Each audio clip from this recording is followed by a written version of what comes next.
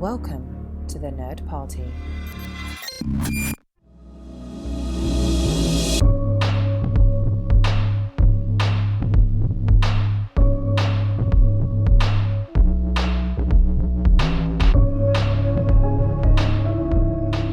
Hello everybody at home and welcome to Houselights Christmas Edition with 1954's White Christmas, directed by Michael Curtiz.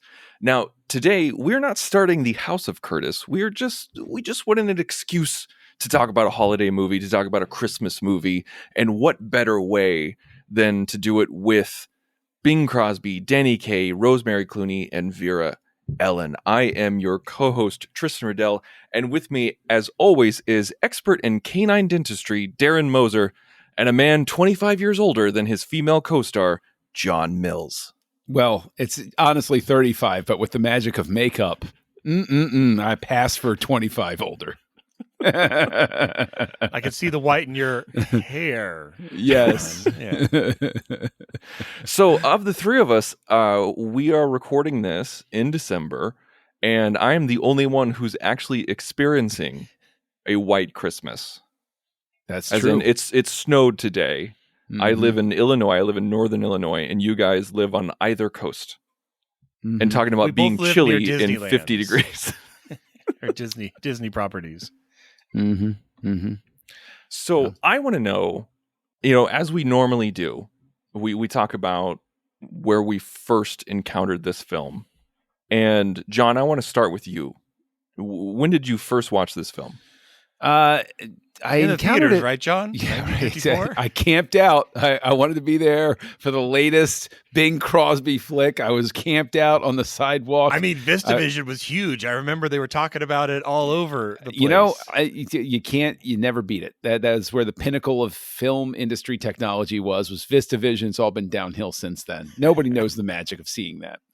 I encountered this on video at some point, probably in the late 90s, early 2000s. I had a girlfriend at the time who was obsessed with like 1950s sort of like culture sort of stuff. Like that was her vibe. And so I undoubtedly encountered this while I saw High Society for the first time and all of those sorts of movies. That movie. I I who love doesn't? High Society. Controversial take there, Tristan. Really controversial. So this would have been in that tranche of movies I encountered for the first time around then. This, I mentioned Michael Curtiz at the beginning, and I feel like I didn't really give him his due. Not Because really. the man, That the man- guy, whatever he did, like the man directed Casablanca, The Adventures of Robin Hood, and Mildred Pierce. I think we should go into that a little bit. I mean, I guess we just did, but yeah, maybe we will do the House of Curtiz sometime down the road, but we're not starting it now. But Darren, was this a Moser family favorite? What was this? Oh yeah, it's one of those that's just always been around, so it's really hard for me to place the memory of when I first watched it. We were actually talking about some of the main stars, and I can remember when I first saw Court Jester with Danny Kaye, which came out the year after this, basically a Danny Kaye vehicle to Danny Kaye it up to the 11th. But for this one, yeah, it probably was just like either renting from Blockbuster or catching it on television. It would have been in the rotation. But yeah, it's really hard to place, because for me, it's like saying the first time you watched It's a Wonderful Life. Like, it's kind of just an institution that's kind of been there. Like, maybe you remember, but it's more like it's just always been and always will be. I didn't see this until I got married to my wife. This was not one that we watched growing up. This was not a Riddell family favorite. My mother actually hates musicals, and so I was not exposed to musicals a lot growing up. And my wife's family is all about the musical. Like, the older the better. And so when I told her I'd never seen White Christmas before, she looked at me like I was some godless commie. And I was like, okay, well, I guess I know what we're going to do tonight. And we watched the glory that is VistaVision, and it was I fell in love with it immediately. I was like, oh man, this is a good movie. I don't know if people know this, but it was, like I immediately fell in love with Bing Crosby and Danny Kaye, and it was so much fun just to see all the colors, the dancing. It was just it's such a fun movie. It's so heartwarming. There's so little drama, and it's just an excuse to sing and dance. And John, I can really hear you. Sorry, I was typing a note to you that my daughter just said she's getting back at 10:45 instead of 11. So sorry. That's all right. Let's just we'll hit the. We'll kick it into gear then. This will not be a long episode. All right. So this is just such a fun movie. It's so heartwarming, and it's comfort food. It's like mac and cheese for the soul. And John, I want to know, like, when you think of this movie, what pops into your head? Is it them singing Snow on the Train? Is it Danny Kaye dancing with Vera Ellen for the first time? Is it Sisters? What is it? What pops into your head?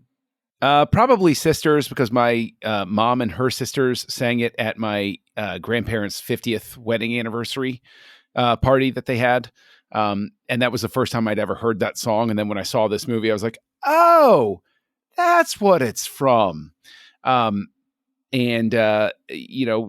is definitely going to be the tune that pops in my head. And I mean, everybody knows White Christmas. Okay. Yes. But that's the one that's there for me. Darren, same question.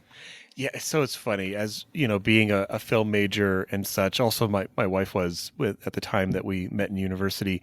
It's so funny because anytime someone mentions White Christmas, it's like a compulsion that we have to mention. Well, you actually know White Christmas actually came from the earlier film A Holiday Inn, but like again, it's the fact that nobody asked for. But there's always that person in the room, Darren. Yes, there's always that person. Sometimes I am that person. I fail to admit. But yeah, oh gosh. I'd say favorite moment is hard because it's such a well told story. And I also love the fact that it's obvious. I mean, it's obviously heavily shot on soundstage, but it's in that era where like the sound stages were ginormous. So you're like, oh yeah, it's the inn. It's like, no, the inn is inside. Everything is inside. The outside is inside. Like it's so. The snow is literally asbestos. It's oh yeah. There's people shaking the asbestos from the rafters. For things sure. They wish they had back. Decisions that maybe you could have. You'd walk back now. Yeah. Now speaking of the soundstage, that's one thing that I genuinely love about older movies is the gigantic soundstage, the size of an airplane hangar, and it's supposed to exist in the general's barn. I genuinely, unironically love that. It's like a TARDIS. Yeah. Yeah, you look at the outside of the barn and then you go inside and you're like, this is bigger than it should be. The general has a fly system and a psych? Like, this is crazy. Yeah, but see, that they just brought that up by train. They brought the whole show on the road, and I think stuff like that is charming when you go back and you watch these old movies because movie audiences didn't care about that verisimilitude back then. True.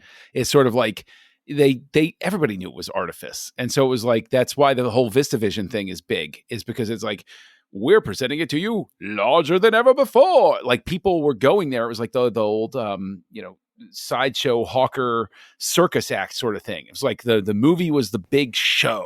And so it was like, you didn't care that it didn't make sense because you knew it didn't make sense. You just wanted to sit there and, I mean, back then, smoke your cigarettes and eat your popcorn while you're watching a double bill, right? With a Tom and Jerry in between sort of stuff. Take your opium drink. No, it kind of makes me, it makes me think of, like when I see stuff like that, because there's a few movies where they'll be blatantly obvious with it, where like the number will end and there'll be like a snap and the studio's gone and they're just in the clothes that they were normally in, and like it was all just kind of like it was all make believe, like what you're seeing was make believe. I love that. That's what it's going to look like, and you're like, there's three people watching them, and they're just like, yep. And like that scene in Grease, like when they're singing "Grease Lightning," and then all of a sudden the song's over, and they're back with the junky car. They're not like running around in a white void, and everything like that. So yeah. Oh, man, I miss those days. I kind of feel like that in the I wish I was back in the Army, because the production of that song feels beyond a barn to me. I'm like, what is going on here? That's what you didn't feel that way with Minstrel Show? Okay, well, that's for Minstrel Show. It's like I didn't realize the top of my barn just kept going up and up and up. Who installed that staircase? Look, I saw a shot of someone loading a couple of planks of wood, and boom, Minstrel Show. Yeah. One of my favorite behind the scenes tidbits about this is that during Sisters, when they were trying to get away, originally it wasn't in the script that Danny Kaye and Bing Crosby would sing, quote unquote, like perform Sisters, like in drag. And because like I think it was Danny Kaye's idea or something like that. Like they were just like goofing off during rehearsal, and the directors thought it was freaking hilarious. And so like when Bing Crosby is laughing, like that's genuine real laughter because he just can't handle it. And Danny Kaye was trying to get Bing to laugh because Crosby was going through a really hard time. He just lost his wife. And he, this was just kind of like another gig to him. And Danny Kaye was like, I'm going to get Bing to laugh. Like I'm going to lift his spirits, whatever, in whichever way I can. So when he kept hitting Bing with the feather, like with the, whatever that thing is called, the feather fan. Yeah. And Bing lost it. Like that was like, Danny Kaye was just like mission accomplished. I absolutely love that behind the scenes moment. Darren, do you have anything? Like, I know that you researched this film and you've lived with this film a long time. Is there anything that like you really like that that's something behind the scenes that you didn't know or that you found interesting over the years? Just like we often don't talk about costumes in Houselights, and this movie, like I'm always drawn to right after Sisters, we have not when they perform it, but when it's performed for the real time, we have the dancing number. Blanking on the exact best things happen when you're dancing. Yes, that's it. And Danny Kaye is wearing this, charcoal gray, suit that goes down to charcoal gray socks, that goes down to charcoal gray shoes, and it draws his silhouette up and down. And it's like people don't wear that. People don't wear shoes that match their pants, that match their socks, but it works and it looks so good as they're dancing because it's locking his silhouette to his entire person. And so as he is dancing with Vera Ellen and they're, we're obviously honest, I would say a little bit for this part. It's probably one of the weaker, boat scenes. You telling me that lighthouse wasn't real? I felt like I was on Pirates of the Caribbean, guys. Like it was just in the background for his perspective. But that's a great number. And so things like that, things like everyone always gushes over the 4 red outfits from the very end number of White Christmas just being, gorgeous. But even Rosemary Clooney's black dress in, Love Didn't Do Right By Me. Like there's so many costume moments in this movie that are just, I feel like I didn't grow up obviously in the 50s, but this look, the sharpness of like how everyone is dressed just always impressed me from this film. Well, I'd say we're still, I'm saying this in support of, I'm not offering any sort of like counterpoint. I'm saying like, I enjoy that factor of it specifically because we're still early enough in the color era, like where they're really leaning into the Technicolor and stuff like that, where they're unafraid. They're purposely really leaning into it because it's another thing you can sell past television. Television's black and white. Oh my gosh, look at these amazing colors we have up on screen. And it's like, it's a whole other wow factor. And I think that you're right to talk about that because I think you see costume and set designers and everybody really lean into it. And I think White Christmas is definitely one of those movies where you can point to it where it's like, it's like, I don't care what you do. this has got to look great, and it better look great when we get it back from the processing. And so the costume designers and set designers and production designers are like, all right, guys, let's sit down. Let's really work this one out. And so you get those incredible outfits that sync up so well against the way everything's lit on that soundstage. And the production design is really top notch too, because like when we start out during the war, everything is barely green. It's so gray. It's barely even a green that they're wearing. It's drab. It's a war-torn area. And then we go boom to the two-man show, and everything's stage. We got blue sky background. We got, like a kind of burgundy red coats. And like, even when you look at Rosemary Clooney's, just her face, the blonde hair, the blue eyes, and the very red lips absolutely pop on screen. It's just such an interesting and cool palette to see. And like when you have the minstrel show, especially the element towards the end when Very Ellen's introduced, you have greens and pinks and whites and purples mixed with the black that they're wearing, and it's a feast for the eyes, in my opinion. I think this movie that really is a selling point for this film. I'm glad you mentioned the opening bit, because I feel like sometimes it's overlooked when they're in the war scene, because it's like it's very quick, and then we're off to, we time jump, and then we're spending the rest of the movie kind of in the quote unquote present. But yeah, again, that's one of those where I know it's a soundstage, but it's a giant soundstage, like that entire area. But thinking of the color and like you said, the darkness, I think it's like they made the brightest thing in those frames were Bing Crosby's and General Waverly's eyes, because they both have very striking blue eyes. And yeah, that shot where the general comes in, he kind of sneaks in the back to watch the performance, and it's just him and his men. And I was always captivated by that, where, he portrays that grandfatherly look so well.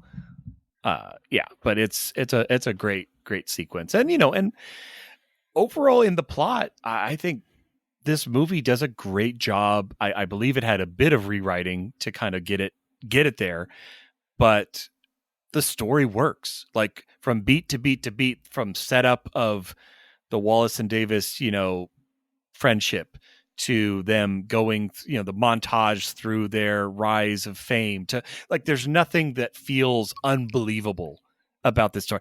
Maybe the barn. Again, we already kind of talked about the barn, but besides that, like, I never get drawn out of the story. It's just a fun tale of these brothers, not biologically brothers, but brothers of friendship and their adventure.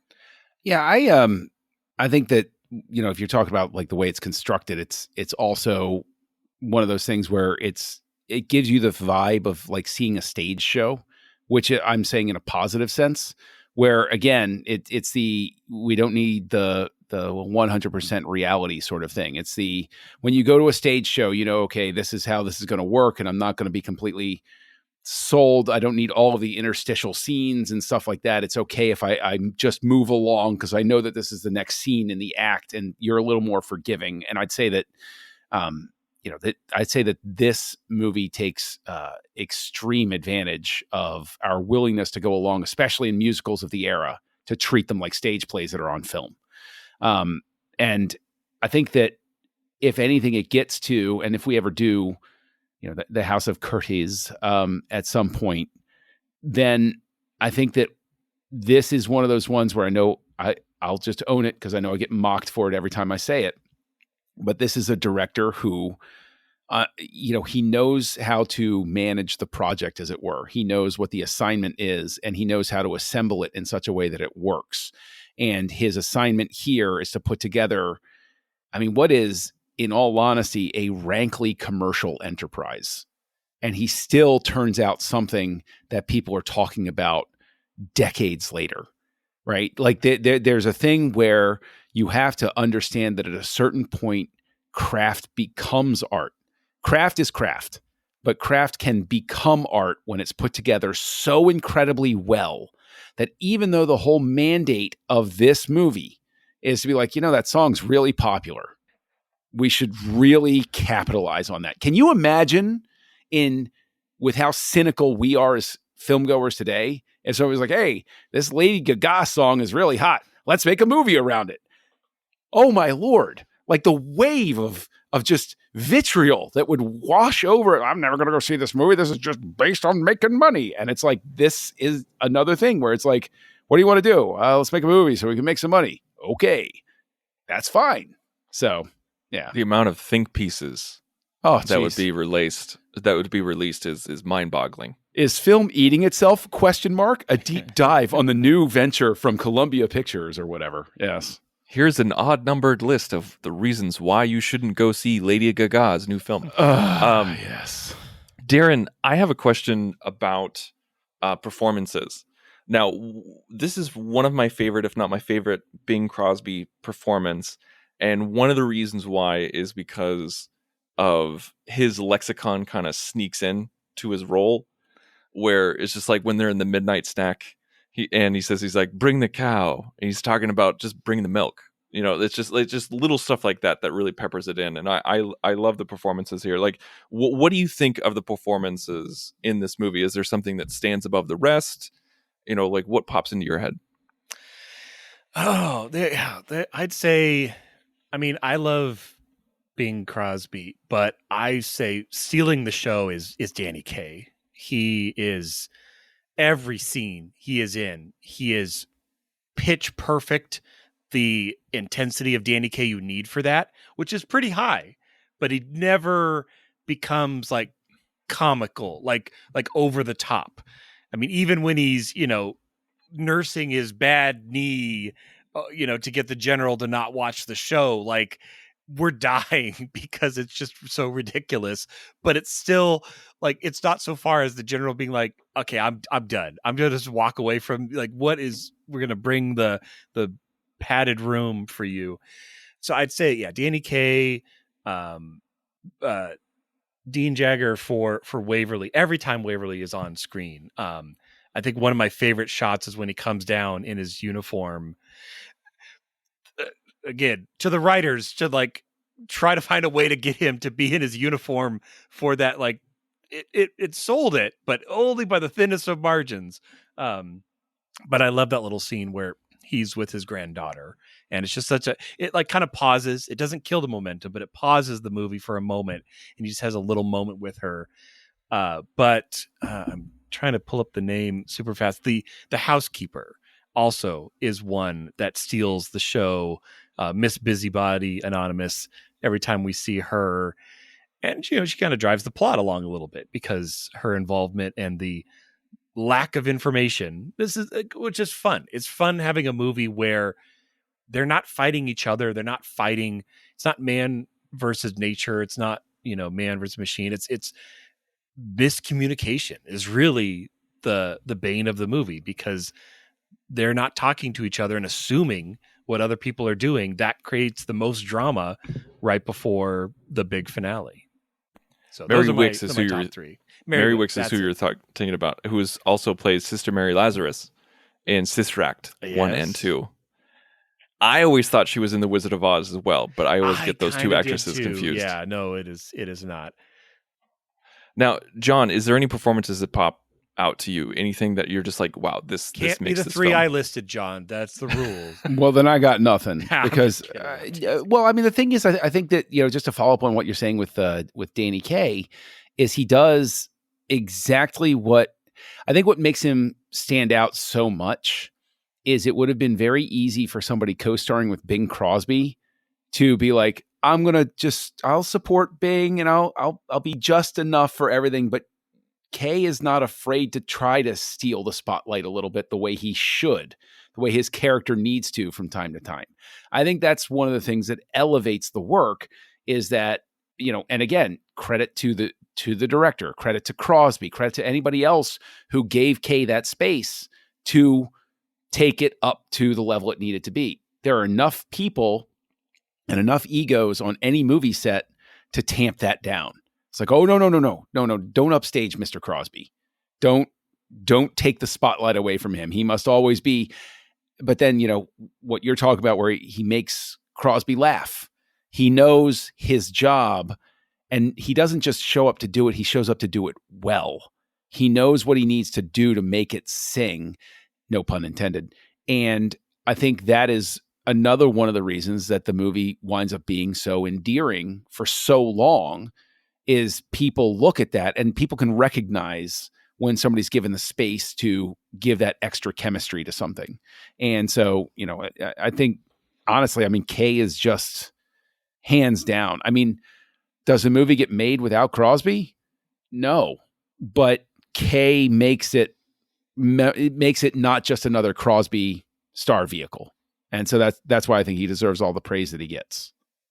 Yeah, no, talking about Kay a little more, because, in looking into this, because initially this was a Fred Astaire, vehicle where it's like, oh, let's pair up Bing and Astaire again, and I love Astaire, but he has a sharpness to his performances, I think is a nice way to say it, where that is not the way Danny Kaye played it. And I think even after Astaire, it was then meant to go to Donald O'Connor, who we saw in Singing in the Rain, who I think also could have, played the role well, and unfortunately got very, very sick before filming, and then the role went to Kaye. So yeah, it's one of those happy accidents where, can we picture someone else playing this role? Oh, it was almost so-and-so, it was almost so-and-so, but it all came together. And what Danny brought is he compliments Bing.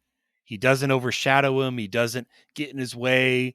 He's not trying to be the bigger singer. He's not trying to be the, but every scene he's in with, and again, it could just be good acting, but you feel a friendship. You feel a chemistry, because at its core, White Christmas is kind of a buddy movie. Yeah. It kind of is, between those two and their story. I wouldn't really ever tamp it down to that tininess of a description, but it is true. This is a movie that I watch every year religiously. And my kids, I have two young girls, and they both have White Christmas outfits where they have the red outfits that the sisters wear at the end of the film. And they put it on, and they'll sing Sisters. They'll sing the song together. That's adorable. That is pretty adorable. This soundtrack does not exist because of rights issues, because Rosemary Clooney was under contract with a different label, and so they couldn't put out a soundtrack. And then there was soundtracks with just Bing and Danny Kaye, and then there was a soundtrack with just Rosemary Clooney. It was weird, and I got so sick of it that last year, I think around this time, I put in my Blu-ray and I ripped the audio and I made my own soundtrack, and that's what we listened to. Oh, let me correct you about that. You didn't do it last year. You did it however many years ago to escape the statute of limitations for doing that. So that's true. To be very clear, it was precisely one day longer than that. Use of time shifting your audio enjoyment is totally fine. There you go. I'll have to look it up. Because she doesn't listen to the show, so I can say this. One of the gifts we're giving my daughter for Christmas this year is cutting edge technology of a CD player, a CD boombox. But what we're doing is we asked members of my family and extended family is, if you have a favorite CD or an old CD that you love, gift it to her. And so she's going to be receiving, and I bought some for her, and my wife has as well. So she's going to be getting scores of CDs to put in this and just introduce her to a lot of our favorite music. All that to say is, I did buy a CD that was like a combo White Christmas Holiday Inn. So not the full score, but it had a lot from both. I need to look it up again. So I'm saying there does exist some scores from this, but I do appreciate your time shifting efforts, Tristan. Let me go ahead and ask the question, because this seems, the group of friends that I had, this was sort of an inevitable question, because you mentioned Holiday Inn. Do you prefer Holiday Inn over White Christmas, or do you prefer White Christmas over Holiday Inn, or do you think that they're so different that comparing them is pointless? I've never seen Holiday Inn. Oh, really? Yeah. Oh, So I've seen Holiday Inn many times. It's black and white. You can watch a colorized version, but it's not the greatest. The gist of it is it's basically the exact same set. It's set in an inn that is what they used for this. Some things are very black and white. I just want to throw it out there. Yes. yes. But basically, the innkeeper he's tired of working and scrimping so he basically makes the Holiday Inn, which is only open on holidays. And so there's a whole bunch of dance numbers, Valentine's Day and New Year's and Christmas and all that. So I mean, I really enjoy Holiday Inn, but it's no White Christmas. Like, for the emotion that I feel at the end when General Waverly comes out and he's being like honored by his men. And this is, again, in the time old tradition of the 50s where you have that moment, then they sing White Christmas, and then the movie is done. You have your climax and you are rolling, not credits, but black screen as fast as possible. That was the mantra. So yeah, I enjoy Holiday Inn, minus the Abraham song, which we're not going to talk about. No, But, let's not talk about that one. Yeah, no. But yeah, it's not, and it was a decade or two before this movie. Like, Yeah, it's Holiday not Inn even came out in close. Holiday Inn came out in 42. Okay. And I think that structurally, if you look at it on its face, it's just like, oh, well, which one's a better constructed movie as a movie? I think Holiday Inn wins. But I think that in terms of something that fully owns and defines the genre to which it belongs, then White Christmas wins hands down. And I think that additionally, I think the two are fascinating to look at simply from the perspective of how you see, I think they're fascinating to watch because you see the march of technology between the two of them. You see that in that 14 years, exactly how much of a leap has been made in what they can present on screen. And I think it adds actually additional context to why some of it might seem, quote unquote, over the top from certain sensibilities, because all of a sudden you've been restricted to this certain toolkit and then you have so much more. It's sort of like the explosion of, forgive me for drawing the comparison, but sort of like that early explosion of CG where you could see people suddenly playing with the toolkit where they're like, oh my gosh, look at all the things that I could do. Does White Christmas age better than, say, Lost in Space from the 1990s? I would say yes, it does. In terms of its embrace of my Lost in Space, I will besmirch it so hard that it is a skid mark on an asteroid, my friend. Last guy bad guy buys the beer. Mm-hmm. You're outnumbered here, John.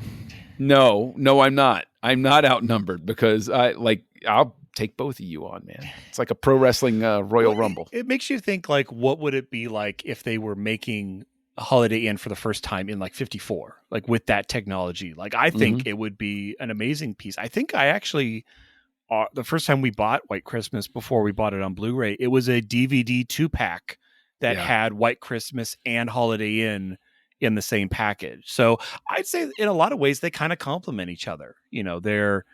They're both really good stories, and the Steal My Girl story of Holiday Inn is well told. I don't want that dynamic in my White Christmas, but I like the dynamic we have there as well. Yeah. Go watch it, Tristan. You should. Yeah. All right. Do you think is there anything else that you think people should know? Is there anything else that you want to talk about with White Christmas? Because even though this movie has been around for literally 70 years and it's celebrating its 70th anniversary right now, and you can actually go see it, with what's it called? Phantom Events. Yeah. You can see it right now, and it's pretty amazing how much this movie has endured for literally 70 years. And yeah, I just I'll just say it outright. This is a 5-star film. This is one of my favorite films. I think it's one of the best films.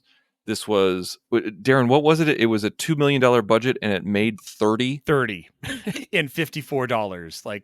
And it was a joint venture, I think, between Paramount, Bing, the director, and then Danny Kaye got like 10%, the last 10%. So they all made out like bandits. They made so much money. So here's the question though, because Tristan, you go ahead and cop to it. 5 stars, great. I'm not saying whether I agree or disagree, but there were people at the time that didn't love it, right? And I know that on this was not a critical darling. This opened to, even though this was the most profitable movie of 1954, there were still curmudgeons back then. There were people who it came out to mixed reviews. So what do you think their biggest, I mean, I know what the quotes say, you can all look up, but like try to put yourself in that seat. Can you even understand anybody coming at it and having any particular criticism of it? Why a critic would be like, nah, this isn't that great. Ah.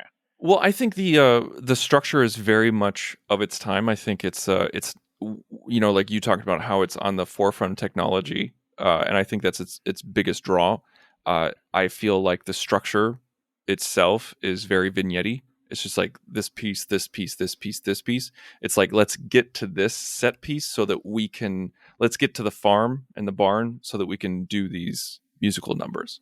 And then, I feel like you could probably argue that the miscommunication, the misunderstanding between Bing Crosby and Rosemary Clooney is very frustrating and sometimes eye-rolly, because you're just like, oh, if only they said one word to each other, then all of this could be avoided. Things like that. So I'd probably say like it doesn't push the envelope with story, but it does with technology. And I feel like that could give some critics in 54 credence to say it's all style and no substance. Okay. Yeah, I mean, there's, I'd have to say my least favorite part of White Christmas is choreography. I skip it. It does nothing for me. It feels so out of place in this movie. It maybe because it's not even contemporary. I don't know. It's just a weird number where I'm like, were we needing a longer runtime? Like, why is this in here? Because every other picture or dance number at least kind of feels like it fits. But personally, I do not like the choreography number.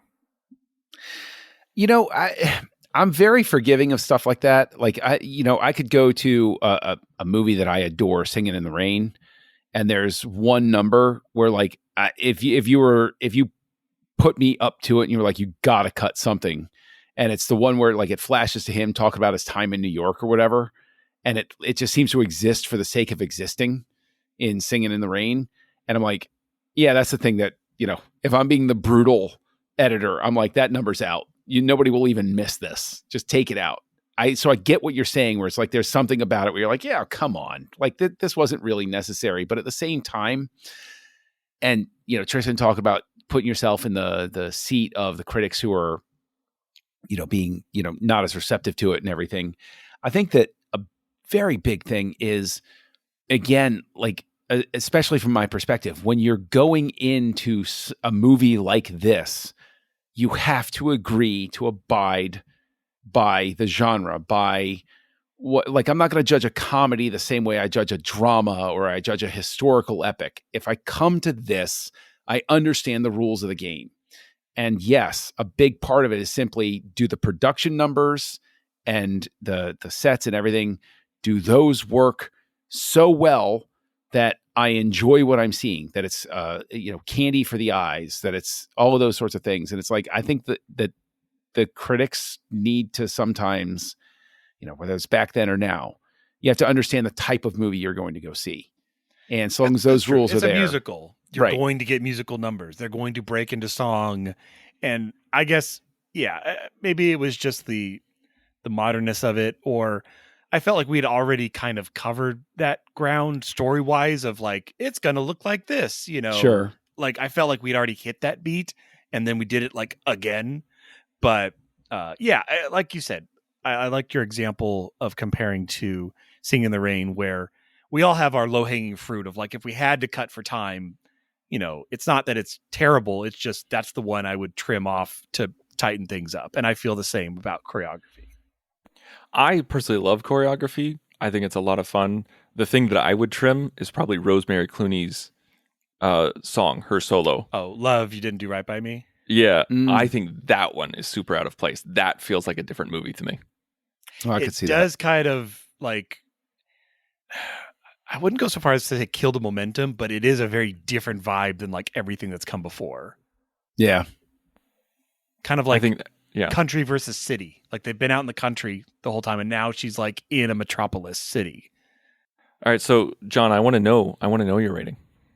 What, we're not going to cast anybody special in a role here with White Christmas? Oh, okay. I guess that's true.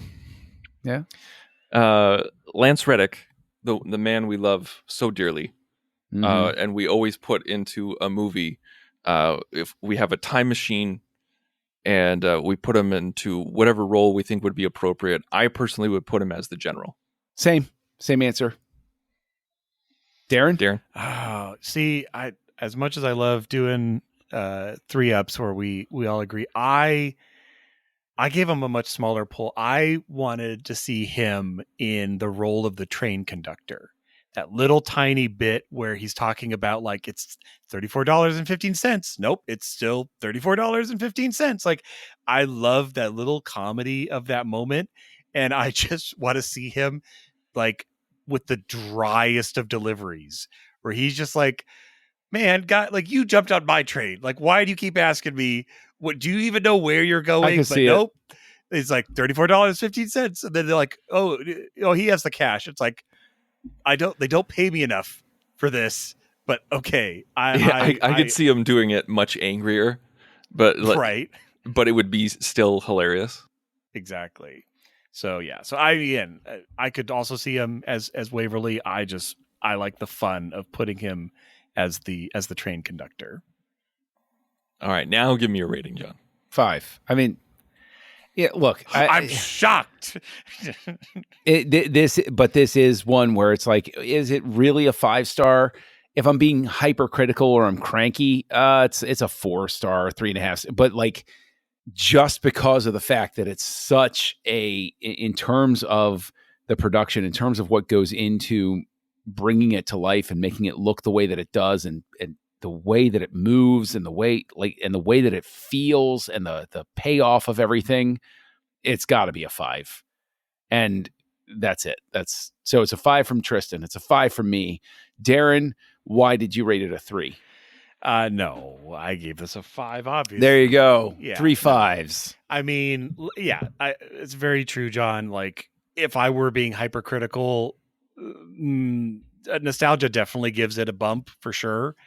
But I cannot not give this a 5 for the cast, the direction, the story, the way it makes me feel at the end. Like, man, I mean, we just watched It's a Wonderful Life, and you want to talk about feeling at the ending. My God, that movie hits you like a sledgehammer. But even this one, it just has, the way they're honoring their former commander and friend, and then it all gets wrapped up like a big Hollywood movie. Everybody's happy, nobody's upset. All the troubles have been, and we're all toasting our glasses as we sing White Christmas, and the shot cranes out, and I'm just like, there we go. That's what I want. That's what my emotional payoff has been fed, and I'm happy. And just to insert there, I would say that with all of the things you mentioned and the things that we've talked about through this, I think that something that gets overlooked sometimes with a movie like White Christmas, and specifically White Christmas at that, is that there is that aspect of there's a whole generation that is less than a decade out of the war. And this movie, especially if you put in that context, there are people in that audience that it's speaking to in a way that the three of us will never relate to. And seeing the recognition of that, I think that makes it an even more important thing, is that's this movie feels like a celebration of those people that, gave so much and went through so much for such an incredibly noble cause that, like, I think contextually it's important for the time then too. Yeah, no, that's a very good point. Yeah, being, you have to picture it in 54 and what the events were before 54. You can't look at it in a vacuum. It's kind of like vacuums back then. It was 1954. Yeah. I mean, I know this is an extreme example, and White Christmas is nowhere near this, but it's like the best years of our lives. You know, that movie was made for a specific time in a specific way to tell a specific story, and you have to have historical context in order to appreciate it. Again, apples and oranges, but you get what I'm saying. All right, well, that is our Christmas episode. We are going to see you guys next year in 2026, right? 2025. Let's crap. not. We're not racing against the Borg to keep them from launching. Jumping anything. through time. Yes, we're just skipping 25. It's a waste of a year. We're just going right into 2026. It's gonna be a garbage year, and we all know it. Yeah. So yes, we're gonna see you guys next year, and we're not starting our new director quite yet, but we are doing a pickup with a familiar director. And Darren, who is that? That's right. Sometimes directors keep making movies even after we've covered all of their body of work. So next week, we're going to go with James Cameron as we cover Avatar, The Way of Water from 2022, here on Houselights. Join the revolution. Join the Nerd Party.